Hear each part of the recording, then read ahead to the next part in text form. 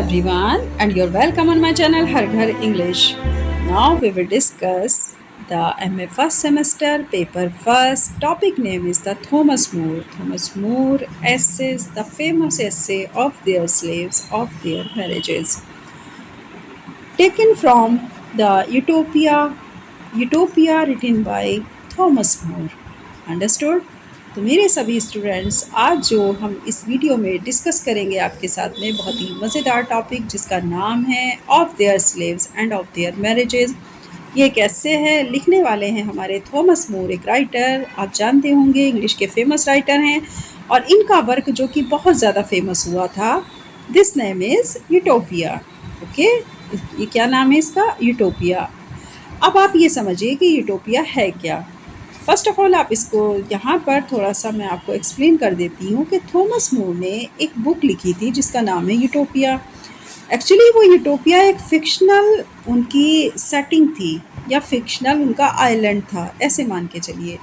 यानी उन्होंने एक काल्पनिक रूप में एक ऐसे टापू को डिस्कस किया है यूटोपिया के अंदर। जो उनका वर्क है उसमें उन्होंने बताया कि मैं एक ऐसा समाज चाहता हूँ, या मैं एक ऐसा मतलब सोशल सिस्टम चाहता हूँ जैसा मैं यूटोपिया में लिखा है। तो उन्होंने एक तरह की इमेजिनेशन की थी कि यूटोपिया में ये मेरा एक बहुत ही पसंदीदा जगह है, ऐसा उन्होंने दिखाने की कोशिश की अपने रीडर को, जबकि यूटोपिया नाम की कोई भी जगह इस दुनिया में बिल्कुल भी नहीं है। ठीक है।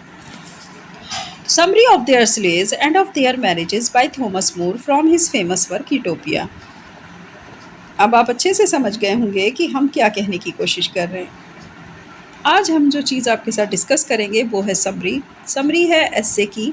एस्से का नाम है of their slaves and of their marriages. लिखने वाले हैं थॉमस मोर और फेमस वर्क है उनका जिससे ली गई है वो है यूटोपिया। और मैंने अभी आपको बताया कि यूटोपिया नाम की कोई जगह दुनिया में नहीं है, ये सिर्फ एक इनकी इमेजिनेशन आइलैंड है जिसमें इन्होंने अपने दिल की बात कही कि मैं इस तरह का सोशल सिस्टम चाहता हूँ, इस तरह की गवर्नमेंट चाहता हूँ, और मैं इस तरह का कल्चर, ट्रेडिशन, लैंग्वेज मैं ऐसी चाहता हूँ जैसा मैंने यूटोपिया अपना फिक्शनल आइलैंड क्रिएट किया है। अंडरस्टूड? चलिए, answer is of their slaves and of their marriages, essay by Thomas More from Utopia 1516। I hope you understood. Means Thomas More ने इसको लिखा यूटोपिया को 1516 में। In this section of Utopia, Thomas More described the social system of the fictional island of Utopia, focusing on slavery and marriage customs. Utopia के इस section में Thomas More ने पूरी तरह व्याख्या की उस सोशल सिस्टम की जो कि उनका एक काल्पनिक आइलैंड था यूटोपिया में।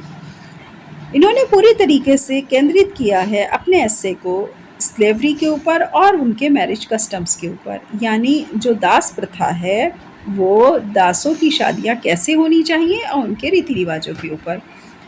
2 एलिमेंट्स बेस्ड है। ठीक है, 2 एलिमेंट्स बेस्ड है ये आपका essay. First of all is slavery in Utopia. Utopia में दास प्रथा में क्या था, मतलब दास प्रथा कैसी थी, ये आपको देखने को मिलेगा। तो पहला एलिमेंट हम डिस्कस करेंगे slavery in utopia. Slavery exists in Utopia, but it is not based on race or economic exploitation. Slavery system utopia के अंदर एग्जिस्ट में था, लेकिन ये किसी नस्ल भेद या इकोनॉमिक एक्सप्लॉइटेशन के ऊपर बेस्ड नहीं था। मतलब उनका ये मानना था कि स्लेवरी सिस्टम अगर हो तो ठीक है, कोई दिक्कत नहीं, लेकिन स्लेवरी सिस्टम बेस्ड नहीं होना चाहिए नस्ल भेद या फाइनेंशियली एक्सप्लॉइटेशन के ऊपर, यानी पैसे को लेकर के किसी का शोषण करना। तो इस तरह की चीज़ें नहीं होनी चाहिए। मोस्ट स्लेव्स आर आइदर, बहुत ज़्यादा जो गुलाम थे, जो स्लेव्स थे, वो या तो प्रिजनर्स ऑफ वॉर थे। क्या थे वो? या तो वो मतलब युद्ध के कैदी थे, criminal sentence to hard labour, या फिर वो ऐसे अपराधी थे जिनसे कठिन कार्य कराया जाता था, और foreigners who voluntarily choose slavery in utopia for a better life, या वो विदेशी लोग होते थे जो खुद अपनी मर्जी से दास प्रथा को चुनते थे यूटोपिया में, क्योंकि उन्हें एक अच्छा जीवन चाहिए होता है। तो उनको एक बेहतर जीवन की तलाश होती है, इसलिए वो फॉरेनर्स आते हैं यूटोपिया में और अपनी मर्जी से स्लेवरी सिस्टम को चूज करते हैं। Slaves are treated fairly and humanely. Slaves के साथ जो बर्ताव हो रहा था वो बहुत ही अच्छा, फेयरली और ह्यूमनली वाला हो रहा था, मतलब मानवता के साथ होता था। They work for the public good and are given opportunities to improve. वो काम करते थे लोगों की अच्छाई के लिए और साथ ही उन्हें सुधरने के मौके दिए जाते थे। If a slave shows good behaviour they may be freed. अगर कोई गुलाम, अगर कोई स्लेव अच्छा बिहेव करता था तो उसको आज़ाद भी किया जा सकता था, तो उन्हें आज़ाद भी कर दिया जाता था अगर कोई अच्छा बिहेव करता था। तो ये यूटोपिया का सोशल सिस्टम था। This system contrasts with the brutal slavery seen in Europe during Moore's time. ये उस सिस्टम का कंट्रास्ट था, यानी उस सिस्टम के बिल्कुल विपरीत था जो कि एक बहुत ही क्रूर स्लेवरी वो देख रहा था। कौन? मूर ने अपने समय में देखा था, यूरोप के समय में। इसलिए मूर को इसके ऊपर ऐसे लिखने की ज़रूरत महसूस हुई क्योंकि उसने यूरोप में स्लेवरी सिस्टम को बहुत ही ब्रूटल तरीके से देखा था। इसलिए इस यूटोपिया में उसने क्या किया, आइलैंड पे अपने स्लेव्स, मतलब उसका कहना ये था कि अगर यूटोपिया पे स्लेव्स हैं और स्लेवरी सिस्टम है तो स्लेवरी सिस्टम को किस तरह का होना चाहिए। ओके, और इसके पूरी तरीके से उन्होंने कंट्रास्ट लिखा था इस सिस्टम का, ब्रूटल स्लेवरी सीन जो कि वो यूरोप में देखते थे अपने समय में। It reflects justice, reform and rehabilitation. ये पूरी तरीके से प्रभावित कर रहा था जस्टिस को, रिफॉर्म सुधार को और रिहेबिलिटेशन, यानी पूरी तरीके से अगर कुछ चीज़ें ख़राब हो रही थी तो उनको सुधरने के लिए मौके दिए जाना या उनका निवारण करना। तो ये रिफ्लेक्ट करता था justice, reform and rehabilitation.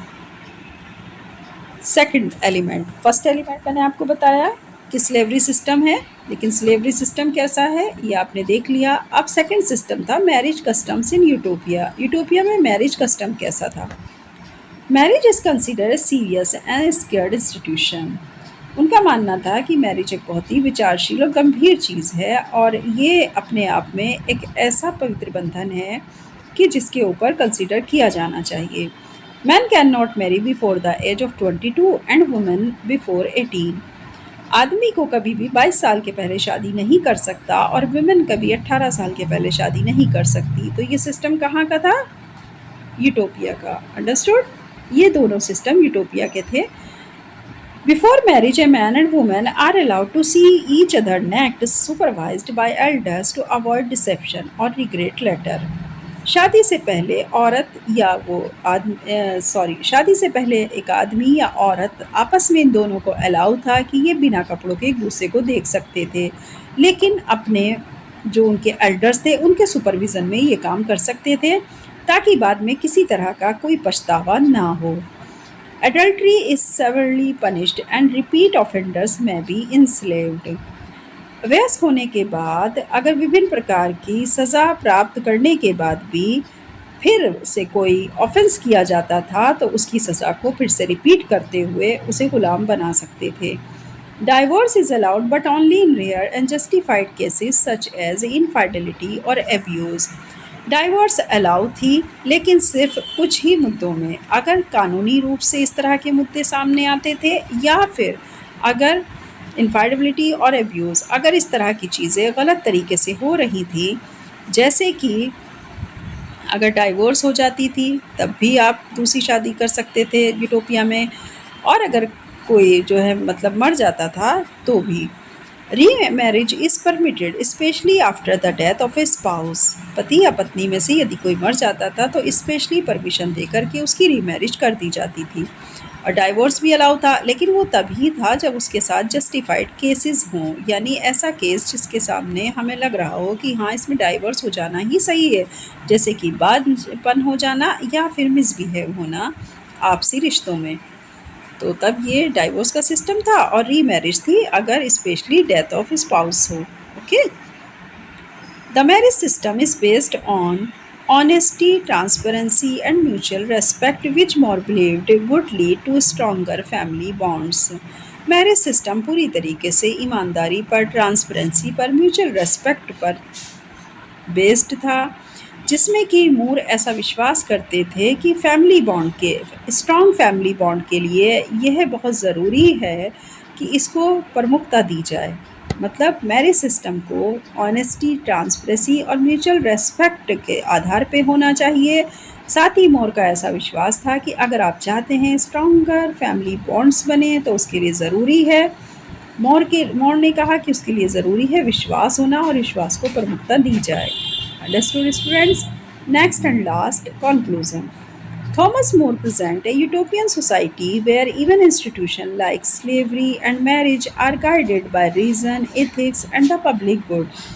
Thomas More ने जिस तरह का प्रस्तुतिकरण यूटोपियन सोसाइटी में दिया, ये जिस तरह यूटोपियन सोसाइटी को प्रेजेंट्स किया, उसमें एक संस्था के रूप में स्लेवरी सिस्टम को दिखाया गया, साथ ही शादियों को दिखाया गया और उन्होंने उसे गाइड करने के लिए रीज़न के माध्यम से, इथिक्स के माध्यम से और पब्लिक गुड के माध्यम से इस चीज़ को दिखाया। मतलब स्लेवरी सिस्टम तो ठीक है, it is a appropriate of the slavery system in Europe, but वो उसके ख़िलाफ़ थे जो कि स्लेवरी सिस्टम में लोगों के साथ ब्रूटल बिहेव हो रहा था। उनका कहना ये था कि स्लेवरी सिस्टम अगर आप अडॉप्ट कर रहे हैं या स्लेव्स रख रहे हैं, तो थॉमस मूर यहाँ पर प्रेजेंट करते हैं कि यूटोपियन सोसाइटी में कैसा स्लेवरी सिस्टम होना चाहिए। शादी को लेके उन्होंने बहुत सारी चीज़ों को गाइड किया, जिसमें कि उन्होंने रीज़न भी दिए इथिक्स के थ्रू और पब्लिक गुड के through. His ideas challenge the injustice of 16th century Europe and suggest that a better, fairer society is possible through reform, discipline and morality.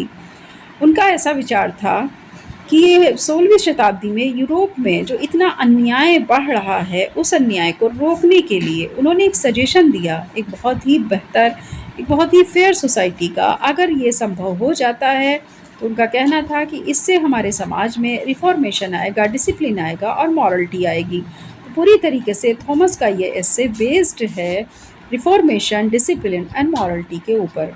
Okay, Europe में फैल रहा उस time पे slavery system और उनके साथ हो रहा ब्रूटल बिहेवियर, ये दोनों ही कारण थे जिसकी वजह से थॉमस मूर ने एक यूटोपिया नाम की बुक लिखी। और वो बुक बेस्ड थी एक ऐसे आइलैंड के ऊपर, एक ऐसे प्लेस के ऊपर, जो कि उसमें उन्होंने एक सोसाइटी सिस्टम्स को दिखाने की कोशिश की कि हमारी सोसाइटी का सिस्टम कैसा होना चाहिए। Understood students? तो ये था आपका एक लॉन्ग क्वेश्चन जिसमें हम बात कर रहे थे समरी की। समरी थी of their slaves and of their marriages essay, written by Thomas More from his famous work Utopia. Okay, I hope you have understood very well about this question.